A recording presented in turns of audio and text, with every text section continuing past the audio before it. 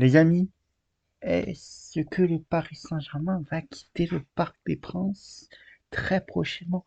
Salut à tous, très heureux de vous retrouver, j'espère que vous êtes en forme en ce lundi 16 janvier 2023 pour ce point actualité sur le Paris Saint-Germain. Tout d'abord, ce sera en deux parties, on va débriefer le match Rennes-Paris Saint-Germain d'hier et on parlera évidemment de ce qui est tombé ce week-end. Le Paris Saint-Germain pourrait quitter le Parc des Princes très prochainement.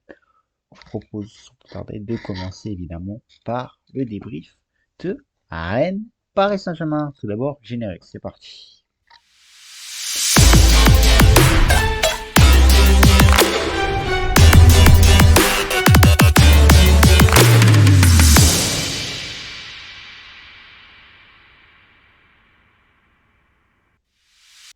Hier, c'était à Rennes Paris Saint-Germain en dernier match des phases allées de cette Ligue 1 Uber Eats au Roisen Park et c'était compliqué pour les Parisiens. Rennes s'impose 1-0 face au Paris Saint-Germain qui est à 3 points devant Lens. Lens est revenu à 3 petits points seulement du leader. Cas de faux pas des Parisiens dans la prochaine journée de Ligue 1 et du succès de Lens, Lens pourrait être leader de cette Ligue 1. À la même époque, à la 19e journée la saison passée, le Paris Saint-Germain comptait 13 points d'avance sur le Dauphin. Cette Ligue 1 et reste entièrement jouable pour tout le monde et à commencer par Lens qui est surprenant.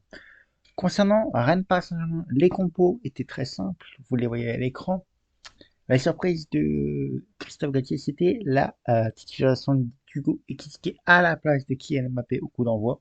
Kylian Mbappé, évidemment, est rentré à la 55e et a remplacé Hugo Ekitike.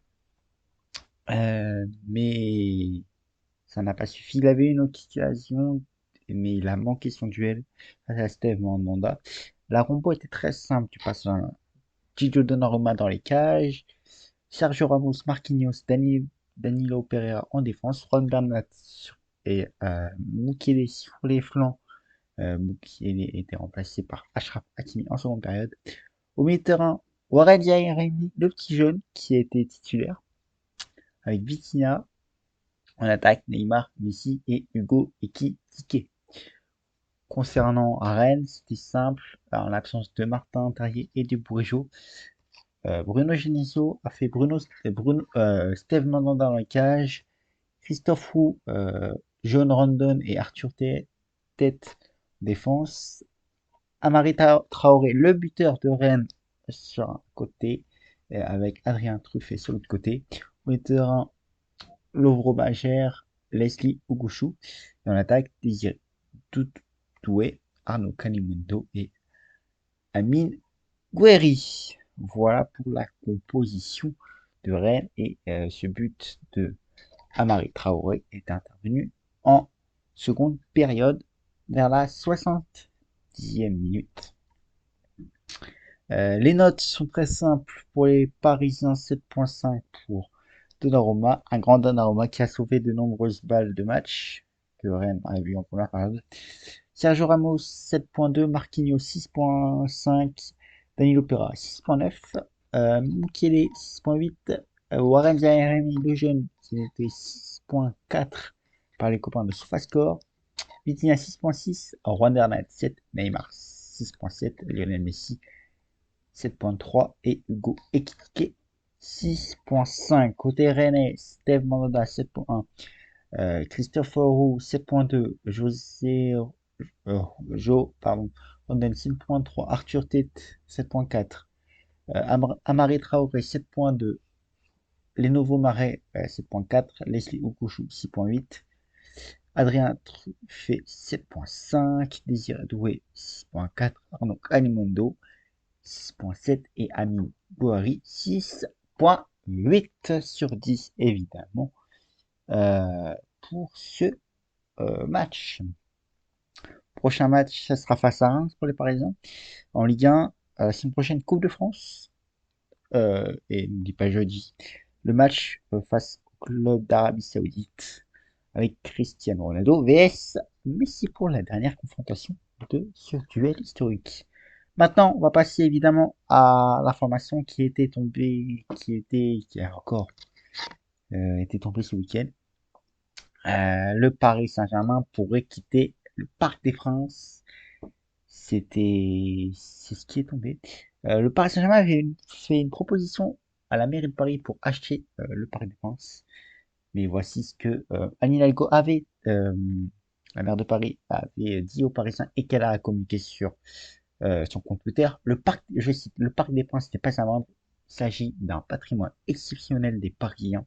Bien sûr, il faut accompagner le PSG dans son envie et son besoin de modernisation et de rénovation du parc pour en augmenter la capacité. Vous avez compris, la maire de Paris ne veut pas vendre, pardon, le Parc des Princes. Et quelques minutes plus tard, le PSG a réagi à ce communiqué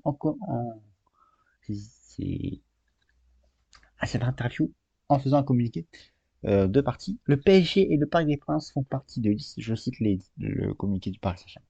Le PSG et le Parc des Princes font partie de l'histoire et du patrimoine de Paris. Le PSG a déjà investi plus de 85 millions d'euros pour entretenir le stade et s'est engagé à investir 500 millions d'euros supplémentaires.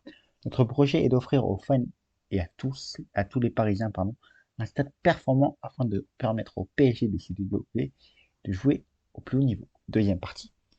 Il est évident qu'un investissement aussi important ne sera réalisé par le PSG que si nous devenons propriétaires du Parc des Princes. En fermant définitivement les discussions de rachat entamées depuis très longtemps et en revisant notre investissement très significatif pour rénover les parcs, la mairie force le PSG à quitter sa maison et fait peser une charge fiscale de plusieurs millions d'euros sur les contribuables parisiens. Autre partie, tout le monde est perdant de la position prise par la mairie de Paris. Le Paris Saint-Germain est maintenant obligé de trouver des options alternatives pour relocaliser le club, privant Paris d'un investissement majeur pour son attractivité. Ce n'est pas l'ici que le club ni ses supporters espérions. Fin de citation. Vous l'avez compris, euh, pour le moment, c'est rien d'officiel, c'est juste des communiqués, mais le PSG pourrait. Quelques pistes pour en cas de départ du Parc des Princes. Le Stade de France a été écarté. Normalement, ce ne sera pas pour le Stade de France. Il y aurait l'hippodrome de Saint-Cloud. Sinon, un stade près du centre d'entraînement, du nouveau centre d'entraînement à Poissy. Et un autre hippodrome, pour le moment, le nom n'a pas fuité. Donc voilà, ce sera une affaire à suivre de très près dans les prochaines semaines. Est-ce que le Paris Saint-Germain va quitter le Parc des Princes? Est-ce que cette aventure va se terminer comme ça? La réponse sera... euh, on aura la réponse très prochainement. Euh, Évidemment, rien d'officiel, ce sont vraiment des communiqués à droite et à gauche. Voilà les amis, j'espère que cette vidéo vous aura plu. On se retrouve très vite pour une nouvelle vidéo. S'il y a d'autres actus, on reviendra en vidéo également. Et n'oubliez pas, réagissez avec le hashtag respect collectif si vous voulez débattre. Et abonnez-vous à la chaîne YouTube. Mettez un petit pouce bleu. Et vous connaissez le principe. Je vous embrasse, amis. Très bon lundi à tous. N'oubliez pas, profitez des vôtres.